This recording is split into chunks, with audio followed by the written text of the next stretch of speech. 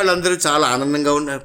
వాళ్ళ చేష్టల చేత చాలా అద్భుతంగా ఆనందింపచేస్తున్నారు. క్వచిత్ వాయుతో వేణుం క్షేపణే క్షిపత క్వచిత్ పాదై కింకిణీవి క్వచిత్ కృత్రిమ గోవృషై. వాళ్ళు ఉట్టి తాళ్లతోటి మట్టి బిడ్డలను పెట్టుకుని చల్లుకునేటువంటి ఆట అనేటువంటిది.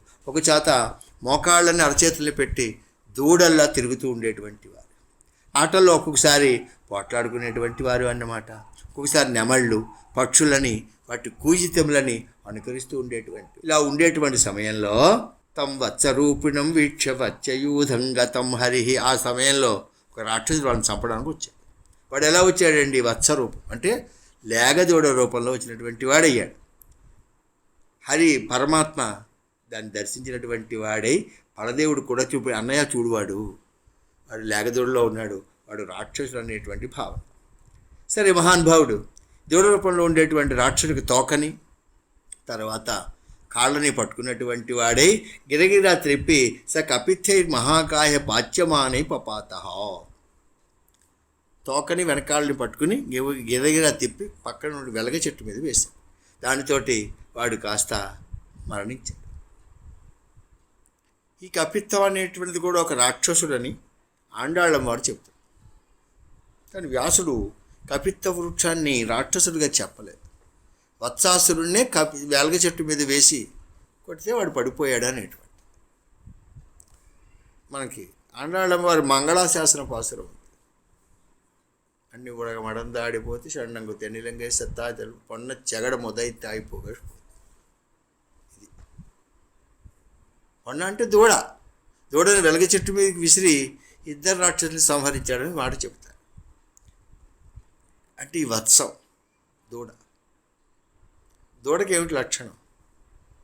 అన్నిటినీ నోటితో ముట్టుకుంటూ ఉంటుంది.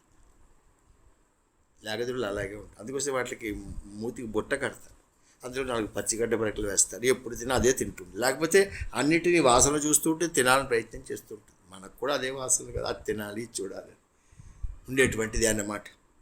వాడు రాక్షసుడు తోక పట్టుకుని వెనక కాళ్ళు గిరిగిరా వేసి కొట్టాడు. దాంతో వాడు పడిపోయాడు. ఇక్కడే వెలగ చెట్టుని రాక్షసుడిగా కూడా చెప్తారు. అంటే వెలగ చెట్టు, వెలగ పండు వాసనకి ప్రసిద్ధి, దూడ రుచికి ప్రసిద్ధి. అంటే మనలో రుచి వాసనలు అనేటువంటివి ఉంటాయి. వాసన అంటే అంతకుముందు ఎప్పుడో అనుభవిస్తాం, వాసన రూపంగా ఉంటుంది. ఒకసారి ఎప్పుడో వస్తే ఎప్పుడో తిన్నామండి చూసినట్టే గుర్తు, ఆ వాసన మన మనసులో ఉంటుంది.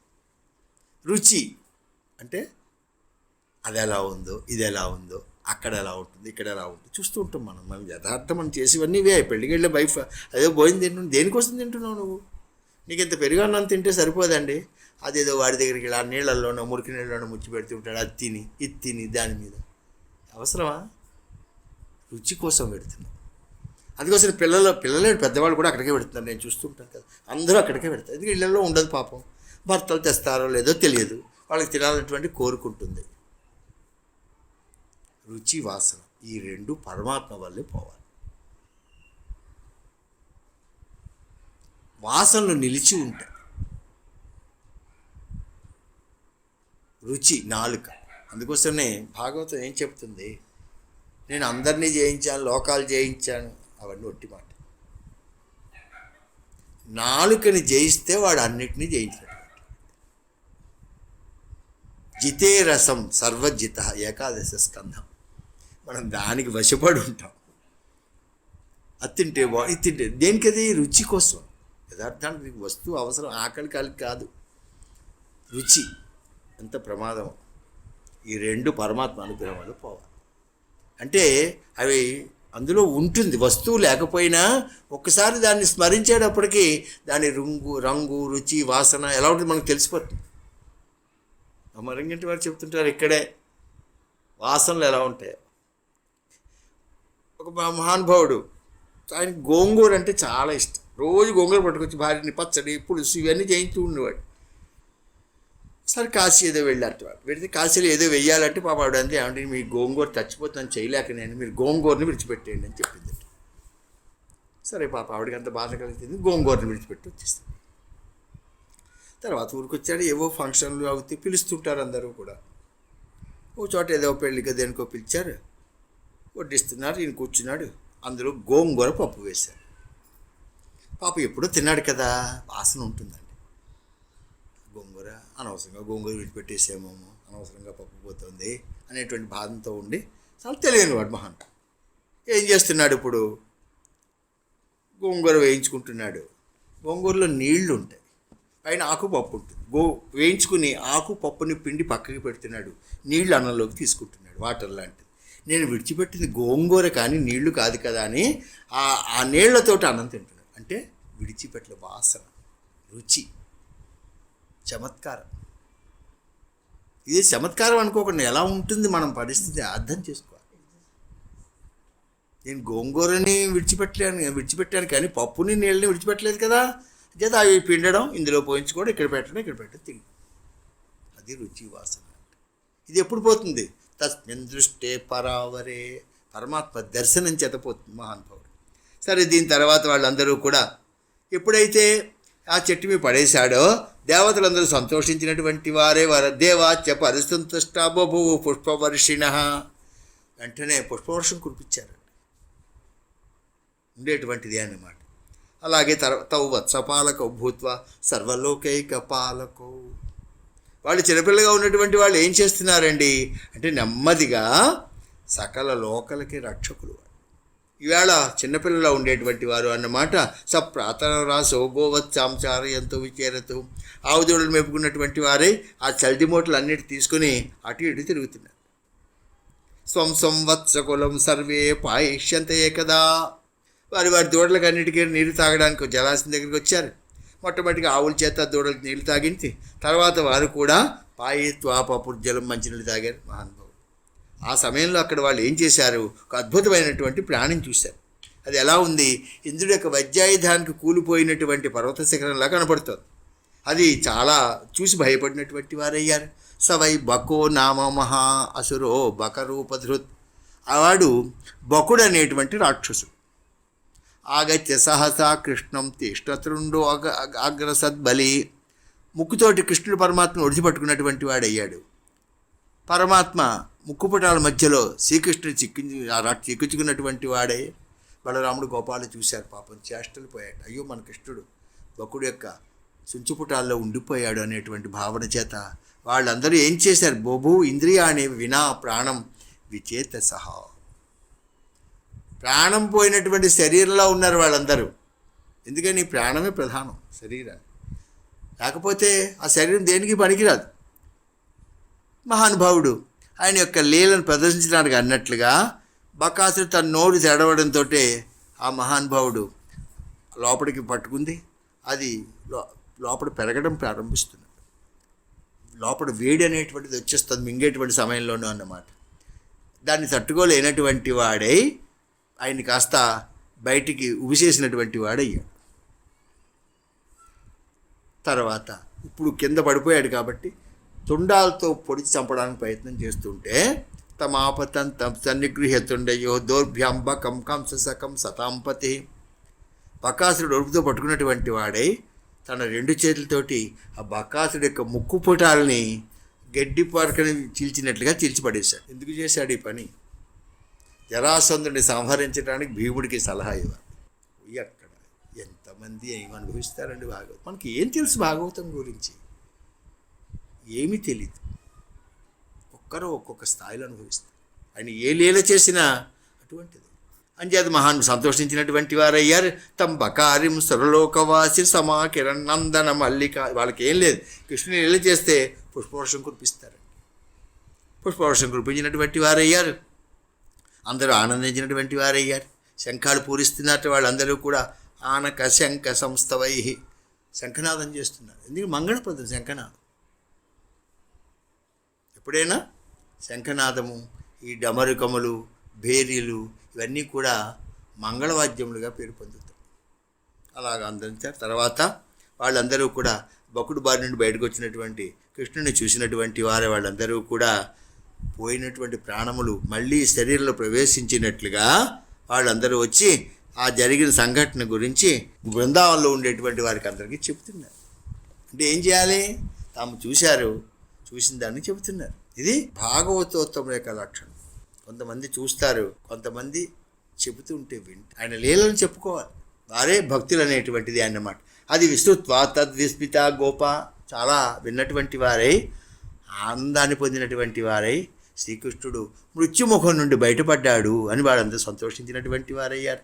తర్వాత వాళ్ళకి ఎంతసేపు ఆ కృష్ణుని చూస్తున్నా తుషితేక్షణ, వారి కన్నులకి తనివి తీరడం అనేటివి ఉండట్లేదు. ఎందుకని? ఆయన ఆనంద స్వరూపుడు, ఆనంద ఘనుడు, ఆనందమే మూర్తీభవించినటువంటి స్వరూపం. కాబట్టి ఎంతసేపు చూస్తున్నా తృప్తి అనేట్లేదని అనుకుని వాళ్ళందరూ అనుకుంటున్న వారై మన కృష్ణుడిని మృత్యువు అనేక విధములుగా కబళించాలని చూసింది.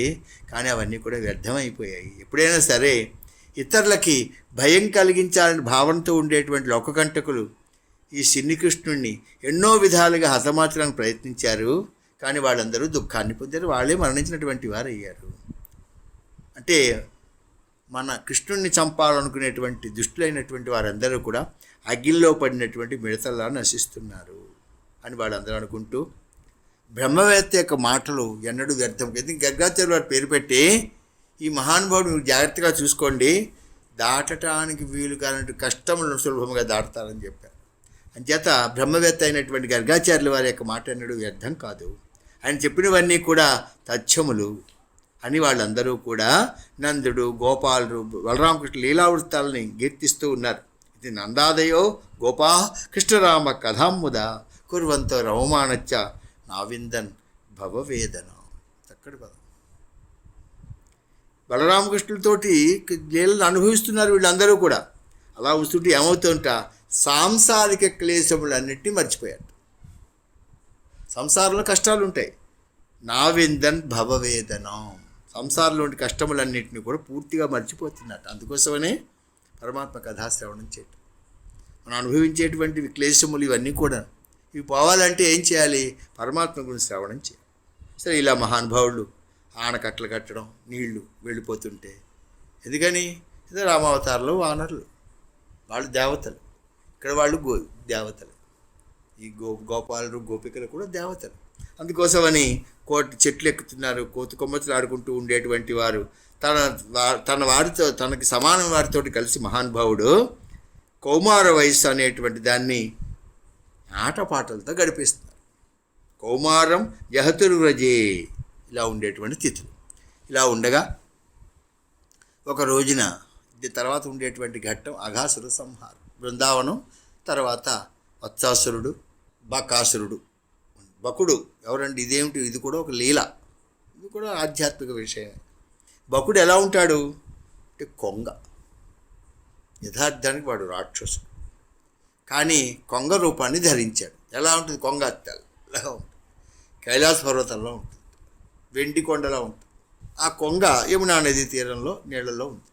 అంటే లోపల దుష్టభావన కలిగి పైకి చూసేటువంటి వారికి అందరికీ వీడు మంచివాడే అనేటువంటి భావనని కలిగించడానికి చేసేటువంటి ప్రక్రియ ఏదైతే ఉంటుందో దానికి దంభము అని పేరు.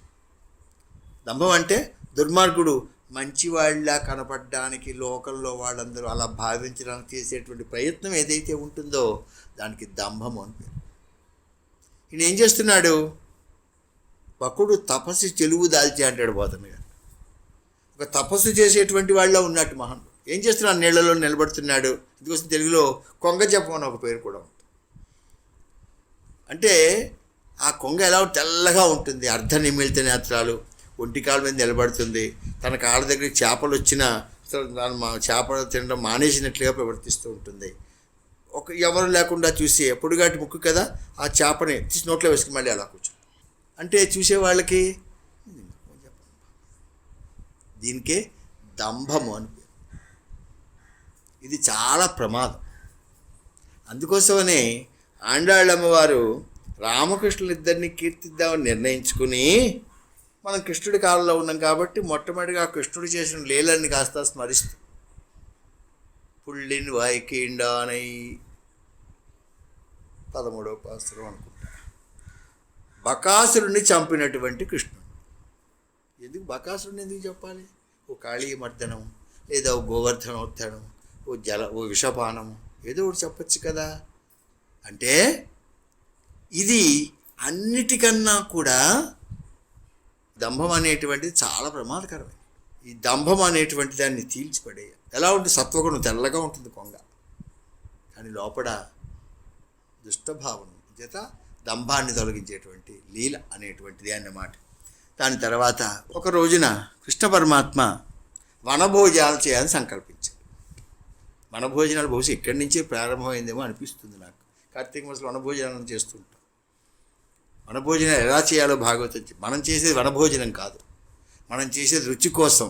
ఏదో ఒక రోజున సమయం గడిపేయాలి ఎలాగో అలాగా, అందుకోసం పెడుతున్నాం. మనం వనభోజనాలు కావు యథార్థాన్ని. వనభోజనం చేయాలని సంకల్పించినటువంటి వాడయ్యాడు.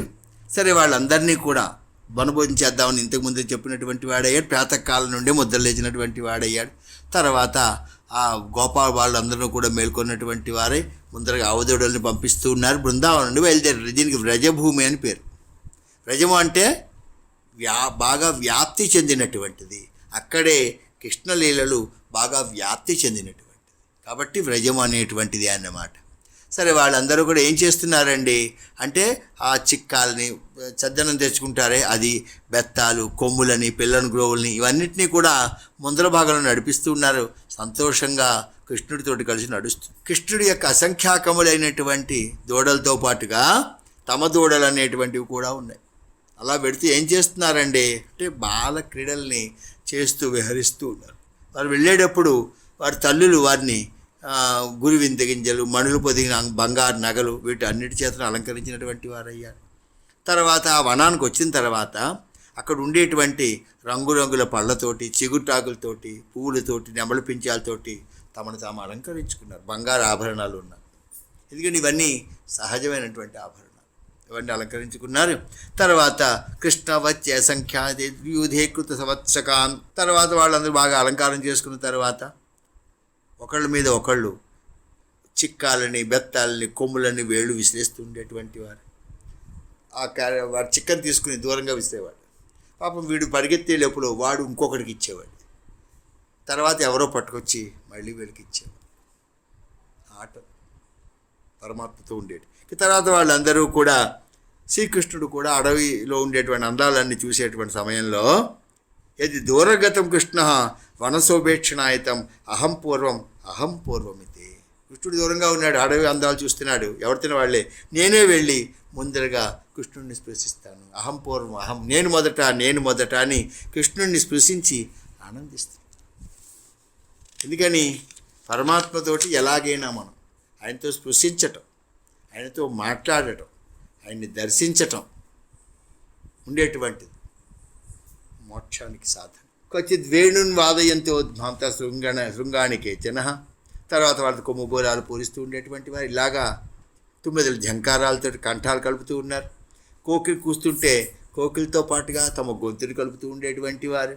హంసలు నడుస్తుంటే హంస నడకలు అనుసరించేటువంటి వారు. వీళ్ళందరూ పరమాత్మతోటి కలిసి ఉండేటువంటిది. కొంగల్లాగా కళ్ళు మూసుకుని దొంగ జపం చేస్తూ ఉండేటువంటి వారు. నెమళ్ళలో నాట్యాలు చేస్తున్నారు. చెట్లు కొమ్మలు పట్టుకుని కోతులు తోకలను పట్టుకుని ఊగుతూ ఉండేటువంటి వారు. కోతి మూతుల్లాగా పళ్ళు ఎగిలిస్తూ ఉండటం, అన్ని చేష్టితములు చేస్తూ ఉండేటువంటి వారు అన్నమాట. ఒక కొమ్మ మీద నుండి ఒక కొమ్మ దూకుతున్నారు. ఇవన్నీ మీకు మధువనంలో వానరులు చేసిన చేష్టలు ఉంటాయి ఉండేటువంటిది అన్నమాట. తర్వాత కప్పల్లాగా దుంగుతూ ఉండేటువంటి వారు. నీళ్లల్లో ఒకరి బింబాన్ని చూసుకుంటున్నారు, నవ్వుకుంటూ ఉన్నారు, వెక్కిరించుకుంటున్నారు. వాళ్ళే నీళ్ళగా చూసి నోరు వంకరగా పెట్టి చూడడం, నాలుగు బయట పెట్టి ఇవన్నీ చేష్టములన్నీ చేస్తున్నారు.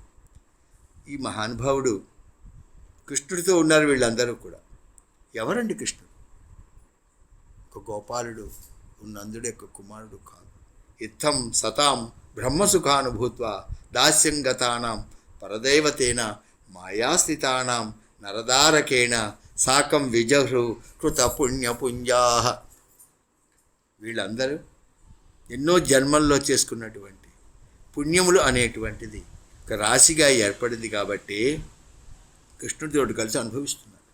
ఈయనటువంటి వాడు మాయలో ఉండేటువంటి వారి అందరికీ సామాన్య బాలకుల్లా గోచరిస్తున్నాడు. కానీ ఆ మహానుభావుడు సత్పురుషులకి అందరికీ కూడా బ్రహ్మానంద సుఖాన్ని ఇస్తాడు. బ్రహ్మానందం అంటే పరమాత్మానందం. వాళ్ళకందరికీ కూడా బ్రహ్మానందాన్ని అనుగ్రహించేటువంటి మహానుభావుడు. తర్వాత దాస్యభావంతో వచ్చేటువంటి వారికి దైవమైన పరమదైవం. అటువంటి ప్రభువుతోటి కలిసి వీళ్ళు విహరిస్తున్నారు కదా, వీళ్ళు ఎంత సుకృతం చేసుకున్నారు అనేటువంటిది. యత్పాద పాంసు బహుజన్మ కృచితో ధృతాత్మభిర్యోగివి అప్యలభ్య. ఇంద్రియాల్ని వశం చేసుకుని అనేక జన్మల్లో తపస్సులు చేసినటువంటి యోగి పుంగవులు కూడా ఆ శ్రీకృష్ణుడి యొక్క పాదరేణువులు దర్శనం చేసుకోవడానికి సాధ్యం కాదు. అటువంటి కృష్ణ పరమాత్మని నిరంతరము దర్శిస్తున్నారు, ఆయనతో కలిసి ఆటలాడుకుంటున్నారు. ఈ గొప్ప బాలుడి యొక్క అదృష్టం ఏమని చెప్తాం? కిం వర్ణ్యతే దిష్టమతో రజోపసాం. పోతన గారు చెప్తాడు, ఎన్నడునైనా యోగి విభులెవ్వని పాద పరాగమెంతే కన్నుల గానరు అట్టి హరి కౌగుట చేర్చుచు చెట్టపట్టుచు తన్నుచు గుద్దుచు నగుచు మన్నన చేయి వల్లవ కుమారుల పుణ్యము నెన్న శక్యమే. కృష్ణుడితో కలిసి ఆడుకుంటున్నారు, కొట్టుకుంటున్నారు, గుద్దుకుంటున్నారు, తూగుతున్నారు, దూముకుతున్నారు. ఎవరైనా ఎన్నడునైనా యోగి విభులెవ్వని పాద పరాగమెంతయు కన్నుల గానరు. ఆయన పాద రజస్సును కూడా దర్శించలేరు. మరి వీళ్ళకి ఎటువంటి భాగ్యం కలిగింది? తర్వాత ఇలా ఉండే సమయంలో అఘాసుడని ఒక రాక్షసుడు వచ్చాడు. వాడు కూడా కృష్ణుడిని చంపాలి. అంటే కంసుడు రాక్షసుడు కాబట్టి ఆయన అనుచరులందరూ కూడా రాక్షసులు. రాక్షస ప్రవృత్తి ఏమిటి? పరమాత్మ అనేటువంటి వాడు ఉంటే తనకి ఎప్పటికైనా మరణం అనేటువంటిది వస్తుంది, కాబట్టి ఆయన లేకుండా చేసేస్తే మనం హాయిగా ఉండొచ్చు అనేటువంటి భావన. రాక్షసుల ప్రవృత్తి ఇదే ఉంటుంది. మీకు బాగా కావాలంటే మార్కండేయ పురాణం, దేవీ భాగవతం చూస్తే తెలుస్తుంది. వాళ్ళందరూ ఏదో బ్రహ్మగారి కోసమనో శంకరుడి కోసం తపస్సు చేస్తారు. వాళ్ళెవరు విష్ణువు కోసం తపస్సు చేసినట్లు కనపడదు. వాళ్ళకి ఏం కావాలి అంటే మాకు మృత్యు ఉండకూడదు. సరే ఏదో మినహాయింపులతో ఇస్తాడు అనుకోండి. అంటే వీళ్ళందరూ ఎందుకుట? అఘుడు అనేటువంటి రాక్షసుడు, వీళ్ళందరూ ఆనందంగా ఆడుకుంటున్నారు, అది చూసి సహించలేడు. సుఖక్రీడను వీక్షణ అక్షమ. అంటే 10 మంది ఆనందంగా ఉంటే చూడలేనటువంటి తత్వం ఏదైతే ఉంటుందో అదే రాక్షసత్వం. ఇంతమంది ఆనందంగా ఉన్నారు, చూడలేకపోతున్నాడు వాడు.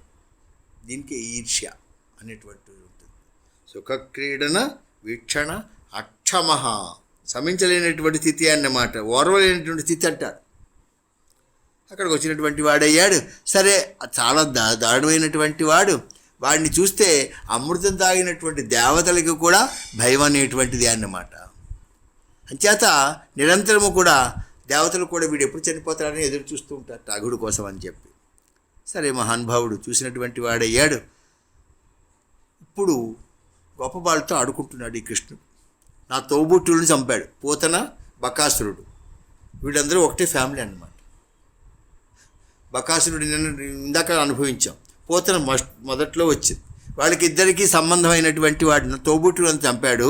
ఇప్పుడు నేను కంసుడి ఆదేశ ప్రకారంగా వీడిని చంపినట్లయితే నా వాళ్ళందరి మీద కూడా నేను పగను తీర్చుకున్నటువంటి వాడిని అవుతాను. ఇప్పుడు ఈ గోపాలను చంపితే నాకు తిలాంజలి చేసినట్లుగా ఉంటుంది. దానివల్ల గోపాలు తర్వాత గోపికలు కూడా నశించారు వాళ్ళందరూ కూడా. ఎందుకంటే పిల్లలు లేకపోతే తల్లిదండ్రులు ఎలా ఉంటారు అనేటువంటి భావన అన్నమాట. ఎందుకంటే శరీరం ధరించినటువంటి వారికి, తల్లిదండ్రులకి పిల్లలు అనేటువంటిదే ప్రాణాలు.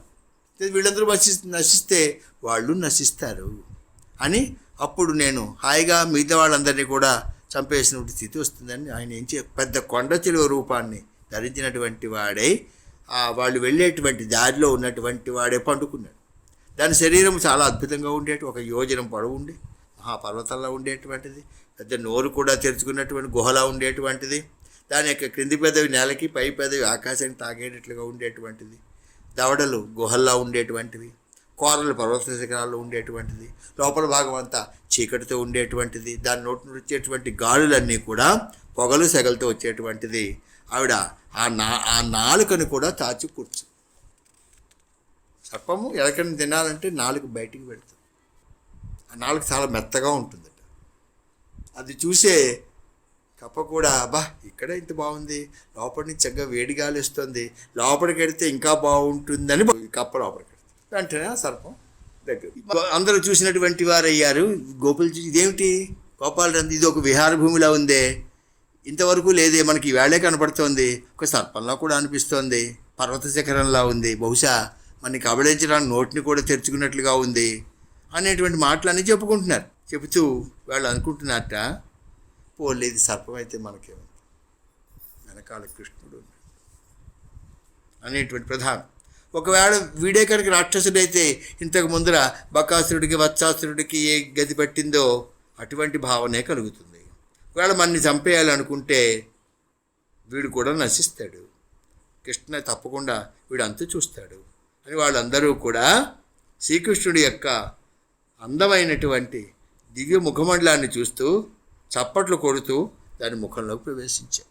అంటే మనకి పరమాత్మ రక్షకుడు అనేటువంటి ఒక విషయం ఎందు పరిపూర్ణ విశ్వాసం కలిగి ఉంది, అనుమానం అనేటువంటిది ఉండదు అని వీళ్ళందరూ వచ్చినటువంటి మాటలు వింటున్నారు. విని అయ్యో వీళ్ళు యథార్థము కానటువంటి దాన్ని యథార్థముగా భావిస్తున్నారు, అది సర్పం, కానీ వీళ్ళు ఏదో ఆట వస్తువుగా కొండ గుహలా ఉందని అనుకుంటూ ఉన్నారే, పాపం వాస్తవం తెలుసుకోకుండా ఇలా మాట్లాడుతున్నారని చెప్పి వెంటనే స్వాణం నిరోధున్ భగవాన్ మనోదధే, తనంతట తారుగా వాళ్ళని అందరూ ప్రవేశించకుండా చేయాలని ఆయన నిర్ణయించుకున్నట్టు. కానీ ఇలా ఆలోచిస్తూ ఉండగానే వీళ్ళందరూ ఆ సర్పం యొక్క నోట్లో ప్రవేశించినటువంటి వారు అయ్యారు. వీళ్ళందరూ ప్రవేశించిన వాడు నోరు మూయటం లేదు, ఎందుకంటే కృష్ణుడు కావాలి కాబట్టి. ప్రతీక్షమానేనా బకారి వేసను, కృష్ణుడి కోసం ఎదురు చూస్తూ ఉండేటువంటి వారు అన్నమాట. సరే మహానుభావుడు ఆ స్థితి చూసినటువంటి వాడై పాపం వీళ్ళందరూ కూడా ఎవరు తాను వీక్ష కృష్ణ సకలాభయప్రద, అన్ని ఆపదల నుండి కూడా అభయం ఇచ్చేటువంటి వాడు సకల ప్రాణులకి. అభయం సర్వభూతేభ్యో దదామి ఏతద్వ్రతం మమ, కృష్ణుడు కూడా అదే రాముడిలాగి. కృష్ణ సకలాభయప్రద, సర్వులకి అభయం ఇస్తాడు, వాళ్ళు వీళ్ళు అనేటువంటి వారు లేరు. పైగా వీళ్ళందరూ కూడా అనన్యనాథాన్, వీళ్ళకి నాకన్నా కూడా ఒక రక్షకుడు అనేటువంటి వాళ్ళు లేడు, నన్నే దిక్కని నమ్మి ఉన్నారు. కానీ నా చేతి నుండి జారిపోయారు, వీళ్ళు లోపలికి వెళ్ళిపోతున్నారు, వెళ్లకుండా ప్రయత్నం చేసి లోపల జారిపోయారు.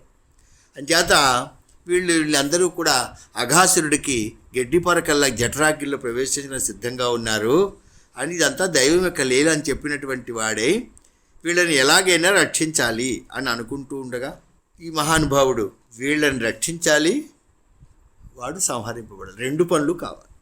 ఎలాగుంటుంది, రెండు సాధ్యం అనేటువంటిది జరగాలి అనేటువంటి భావనతో ఉన్నటువంటి వాడై ద్వయం కథం స్యాది సంవిచిత్య, రెండు పనులు ఎలా నడుస్తాయి అంటే ఒక దెబ్బకి రెండు పెట్టలని తెలుగు ఒక సామెత చెప్తూ ఉంటాం, అటువంటిది అన్నమాట అని మహానుభావుడు అన్నోట్లో ప్రవేశించాడు. అది చూస్తే దేవతలందరూ ఉన్నారు మేఘాల మధ్యలో, చూస్తే వాళ్ళందరూ హాహాకారాలు చేస్తున్నారు. అది చూసి కంసుడి యొక్క అఘాసుడి మిత్రులు ఉన్నారే వాళ్ళందరూ చాలా ఆనందంగా ఉన్నారు, అమ్మయ్య ఈవేళతో కృష్ణుడి పని అయిపోయింది, దేవతలందరూ భయపడేటువంటి వారు అన్నమాట. ఇలా ఉండేటువంటి సమయంలో మహానుభావుడు ఆయన్ని సంహరించడం నిశ్చయించుకున్నటువంటి వాడయ్యాడు. తతో అతికాయసి నిరుద్ధ మార్గిణం, లోపలికి ప్రవేశించి శరీరాన్ని బాగా పెంచుకుంటూ ఉన్నాడు. దానితోటి వాయు ప్రసారం అనేటువంటి చాలా కష్టమైంది ఆ సర్పానికి.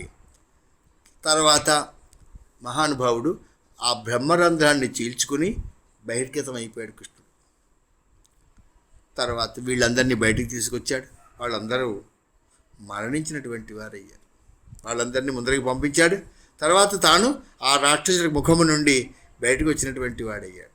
ఆ సమయంలో ఆ శరీరము నుండి ఒక అద్భుతమైన దివ్య జ్యోతి బయటకు వచ్చింది.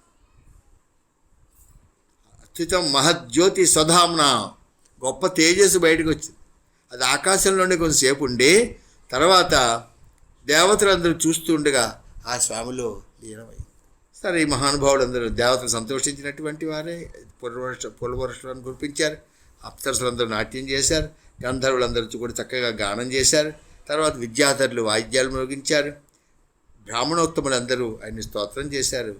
పారిషదులు అనేటువంటి వారు జయ జయధ్వానములు అనేటువంటి దాన్ని చేస్తూ ఉన్నారు. తర్వాత అద్భుత స్తోత్ర సువాద్య గీతిక, ఆ యొక్క స్తోత్రాలు, వాద్యధనులు, గీతాలాపములు అన్నింటినీ విన్నటువంటి వాడే బ్రహ్మలోకానికి కూడా వినిపించింది అవన్నీ కూడా. ఆ మహానుభావుడు అక్కడికి వచ్చి హంసవాహనం మీద వచ్చినటువంటి వాడే శ్రీకృష్ణుడి యొక్క మహిమను దర్శించినటువంటి వాడే చాలా ఆశ్చర్యాన్ని పొందాడు. పరీక్షణ్ మహారాజా ఆ కొండ చిలువ యొక్క చర్మం ఎండిపోయి ఒక గుహలా ఉండేటువంటిది. తర్వాత అది బృందావనంలో అందరికీ కూడా ఆటస్థలం, క్రీడాగహ్వరము అయిపోయిందయ్యా.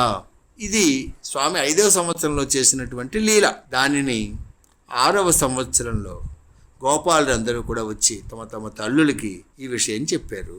అఘాసురుడు సంహరించినటువంటి వాడయ్యాడు. వాడి పాపములన్నీ ప్రక్షాళనయ్యాయి. అందుకోసమనే దుర్లభమైనటువంటి సారూప్య మోక్షాన్ని పొందాడు. ఇందులో ఆశ్చర్యవలసిన పనే లేదయ్యా.